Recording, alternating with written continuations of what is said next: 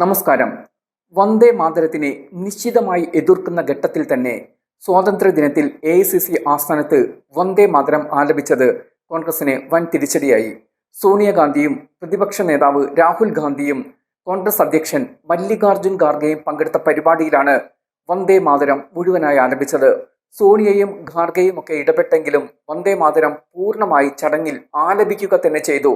കോൺഗ്രസ് നിലപാട് വന്ദേ മാതരത്തിന് എതിരായതിനാൽ ഹൈക്കമാൻഡിന് പറഞ്ഞു നിൽക്കാനുള്ള അവസരം ഇല്ലാതാവുകയും ചെയ്തു. വന്ദേ മാതരം ആലപിക്കുമ്പോൾ തന്നെ സേവാദൾ നേതാക്കളെ വിളിച്ച് സോണിയയും ഖാർഗെയും അതൃപ്തി പ്രകടമാക്കിയെങ്കിലും പക്ഷേ ആലാപനം പൂർത്തിയാക്കുക തന്നെയാണ് ചെയ്തത്. വന്ദേ മാതരം നിർത്താൻ സോണിയ ആവശ്യപ്പെടുന്ന ദൃശ്യങ്ങളും പുറത്തു വന്നു. ഇതോടെ രാഷ്ട്രീയ വിവാദം പൊട്ടിപ്പുറപ്പെടുകയും ചെയ്തു. ദേശീയ ഗാനം നിർത്താൻ കോൺഗ്രസ് നേതാക്കൾ തന്നെ സൂചന നൽകുകയായിരുന്നുവെന്ന ആരോപണമാണ് ശക്തമായത്.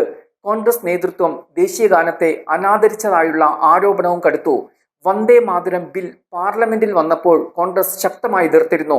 രാജ്യത്ത് കൂടുതൽ വിഭജനത്തിന് വന്ദേ മാതരം ബിൽ കാരണമാകുമെന്നായിരുന്നു കോൺഗ്രസ് നിലപാട്.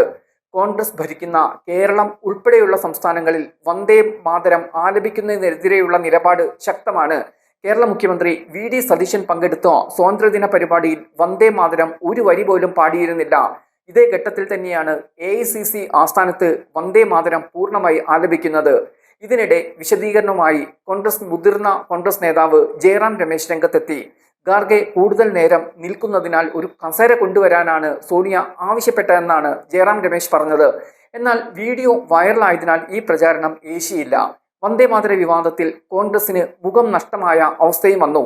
വന്ദേ മാതരത്തിന്റെ പൂർണ്ണ പതിപ്പ് ഔദ്യോഗിക പൊതുചടങ്ങുകളിൽ ഉപയോഗിക്കണമോ എന്നതിനെ ചൊല്ലി BJPയും കോൺഗ്രസും തമ്മിലുള്ള രാഷ്ട്രീയ പോരാട്ടം ശക്തമാകുന്നതിനിടെയാണ് ഈ സംഭവം ഉണ്ടായത്. വന്ദേ മാതരത്തിലെ ആദ്യ 2 ഖണ്ഡികകൾ മാത്രം നിലനിർത്തിക്കൊണ്ട് പാർട്ടി ചരിത്രപരമായി അതിനെ ചുരുക്കിയതായി ആരോപിച്ച് പ്രധാനമന്ത്രി നരേന്ദ്രമോദി തന്നെ കോൺഗ്രസിനെ കടന്നാക്രമിച്ചിരുന്നു.